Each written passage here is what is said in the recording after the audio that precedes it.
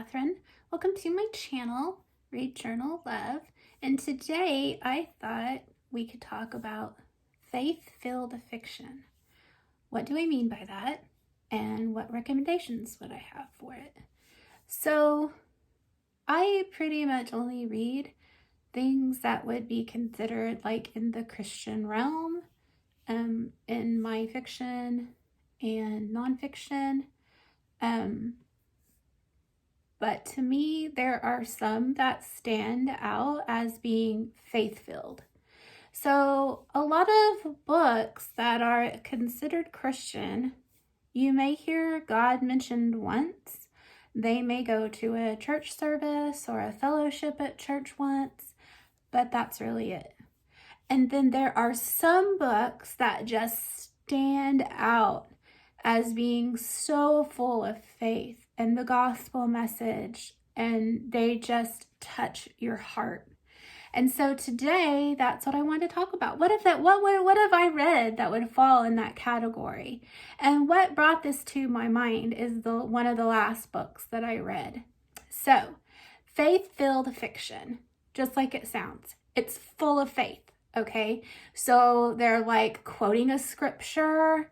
There is a major transformation in the person. The gospel message is presented, which would be grace, forgiveness, and then that it's flowing throughout the whole book. That makes it full, okay, of the faith. And it's just one of those books where you totally feel like the Holy Spirit's there with you and it just touches you so much. And so that's what I want to talk about. That's what I am calling these books. I think I have about 7. I didn't count, but it feels like it's 7. Anyways, so I'm going to start with the first one that kind of made me think about this topic. And that is a book that's been reviewed a lot here on BookTube and on Goodreads, and a lot of people like it. And I was like, well, I've only read one book by this author before and it was okay, so let me give this one a try. Now, it's called The Fairest Heart, and it's by Karen Witemeyer. Now, I've never read a fairy tale retelling, but this is a very popular genre among people that I watch on YouTube. A lot of people like these. And I like this is a retelling of Snow White. And I like the story of Snow White. I mean, it's not my favorite Disney princess, but it's a good one. And so I was like, why not? Okay. And the reason why I was like, this will be the one is because it's set in Texas, historical, on a ranch. I mean, this is all just sounding like something I would like, okay? At the very beginning, like a man in black rides up on a horse, rescuing a dog. Yeah, there's just so much in it. You know, the fact that it's in Texas, it's on a ranch. The villain is an actress, and so there's lots of theater stuff kind of in the background. So I just really like the setting and the characters and all of that so much. But there was so much faith in this book. It totally surprised me.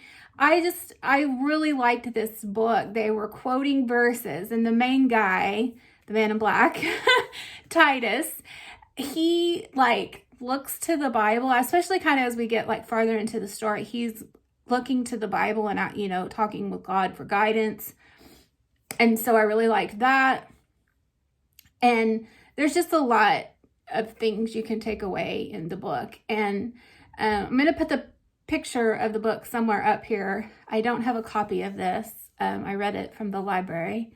But anyways, I gave this 4 stars. I loved it, and I would recommend it. The second one is one I read earlier this year. It's called The Best Summer of Our Lives by Rachel Hauck, and I do like her as a writer. I've read several of her books. This one I picked up because I like that it was this dual timeline, but like the historical part was in the 70s and then the modern was in the 90s. So that was kind of a little different than anything I've read. But this book is set in a camp here in Oklahoma, and it was the year that the Girl Scout murders happened. And so I was a Girl Scout here in Oklahoma, like about 5 years after that happened. Well, maybe it was 6 or something like that. And yeah, we heard that around the campfire like every year, a story about those girls. And it would make us so scared. You know, that was like the scary ghost story around the campfire. But this one was really good because it's a women's fiction. And so there are like some like hard issues that they're dealing with. You know, they're like 18. They just graduated high school in the 70s, part of the book. And they're dealing with some stuff, all 4 of them, different things. But the one girl, Summer, she has encounters like with a preacher. But this preacher is kind of like a supernatural thing, you know, so you kind of, you know, it's like Jesus, I guess, you know. But there's a lot of, she's going through a lot. She's, you know, speaking with this pastor. So there's a lot of like faith in that part of it. It was just a really good book. Then the next book is called Along the Rio Grande, and it's by Tracy Peterson. Now, Tracy Peterson, I've read for a very long time. She will always have a good faith message in her books. That's just who she is as an author. But this one I really liked. Again, it's in New Mexico. It's historical. It's with the train, the railroad, the Santa Fe Railroad, which I like trains and all that kind of stuff. I love New Mexico. And this is kind of like, if you'll notice, Oklahoma, Texas, New Mexico, I'm like drawn to things around me, I guess. But this one, there's so much faith in it. They quote verses. They just are following God through the whole book. Such a story of just forgiveness in this one. It's so good. The gospel message is delivered at least twice because I highlighted them in my version. And yeah, totally presented the gospel, which was awesome. And then the next one I read earlier this year, Man of Shadow and Mist by Michelle Greep. I loved this book because of the Gothic, because, you know, I like this kind of thing. Michelle Greep is a really good author. But again, this one, they're quoting verses. The girl, there's like an older lady in the town, and so she'll go and sit with her, and the older lady will just mentor her in a faith and spiritual way and lead her back to the word. And so I really liked that. It was just, I love this book. Moving on. And then the next one I want to talk about is one I read last year, or maybe it was very early this year, called Bless Your Heart, Ray Sutton. And I read this one because bless your heart, and it's set in the South. And I can't remember what state, but it's definitely a Southern thing. I mean, so much Southern charm. And but when you're Southern, you say, well, bless your heart. There's just, I don't know. I heard a real funny comedian talk about that line. So it doesn't always mean, you know, bless your heart. Anyways. So this book, again, it's a girl. I think she's like in her 30s, and she has a young daughter, and she ends up getting divorced, and she moves back to her hometown. And she kind of gets adopted by her mother, who had also just passed away. So, I mean, that's like a lot of life, you know, bams on you at the same time. And so the mother's 4 friends, they're called like the Third Thursday Club or something. And, you know, they're older, and they kind of adopt her and help her and guide her, mentor, disciple. And it's so funny. And there's a lot of spiritual growth in there. Very good book. I recommend it.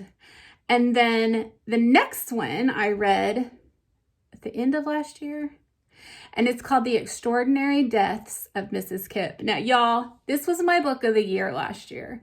So good. So good. This one, so wonderful. So wonderful. Mrs. Kipp is amazing. There's talks about her when she was doing mission work. She's telling the young girls. So there's that. She's talking about her faith. And then there's a good transformation in the girl, the younger girl, that she has to write an article about her. I mean, I don't want to tell too much of the story because it's so good and I want you to read it because it totally it really touched my heart, and it's going to be a reread next year because like I read it last year and then didn't read it again this year. So next year I plan on reading it again. So that's, again, The Extraordinary Death of Mrs. Kipp by Sarah Brinsvold. And yeah, so good. Then All That Really Matters by Nicole Deese, I read last year. Now this one, I almost DNF'd it at the beginning. I was like, oh my gosh, because she's like a makeup person on social influencing or something. And I'm just not into that anymore. And I was like, oh my gosh, can't stand this girl. But then it started to get better, and when she has to go and do like this community work where she goes to like a place with like out-aged foster kids, and she has to volunteer there, and the guy that like runs it kind of like starts talking with her about kind of more spiritual things, and total transformation of this character. And total transformation. And there's just a lot of her growth. And I really liked this book after about the first half. But stick with it, because if you're like anything like me, you're going to want to DNF it at the beginning. But it was worth sticking through it. Lots of good storyline in there at the end. And then the last one I want to talk about is called Until the Harvest. And this is by Sarah Loudon Thomas. This one I read probably like 4 or 5 years ago, a long time ago. But again, faith all the way through the book. This is part of a series. It's the second, but I read it first, so you can read it alone, or you can start at the beginning one about where it talks a little bit more about the older lady in the family. But it's set in the Appalachians, and so that's why I wanted to read it, because I really like that part of the nation. Haven't been there, but like I fantasize about it. I just think it's such a neat area. But this one, it was just like these two struggling people that just got out of college, and they end up coming back to their hometown, and they're dealing with some stuff in their like inner self, kind of. I mean, they've got like stuff going on outside their life, but like on their in their heart, they're dealing with some stuff. And then there's this younger girl, like the 19, 20-year-old girl's sister. Her name was Mayfair. And let me tell you, the girl was like an angel in the book. It's like, when I was reading, I was like, is this girl real? Like, like she's like an angel. And she just really showed God's love, like all the way through the book. That was like what she wanted to do with her life. And she was just the sweetest character in the world. I just really liked this book. So much faith and growth spiritually in the characters. But what I remember the most is that it's like, I guess you consider there's a romance kind of in there between those two people that had just moved back. But the real story, the real romance in the story is God and all the people in the community that he was working with. To me, that was the real romance of the story, and it was really good. So anyways, these are some books looking back that just came to my mind that I would consider faith-filled. So, have you read any of these? And you know what? I think it would be really cool if you could do this video too, and you could talk about what you consider faith-filled in a book, and what books would you put in there? Maybe there's some that I want to read that you read, and yeah, because I really like books like this that just really just speak to me on a spiritual level, where I can just feel it, just have that feeling like, wow, God, You are amazing. You know, like, I just love that. I love that feeling in reading a book. God is so good.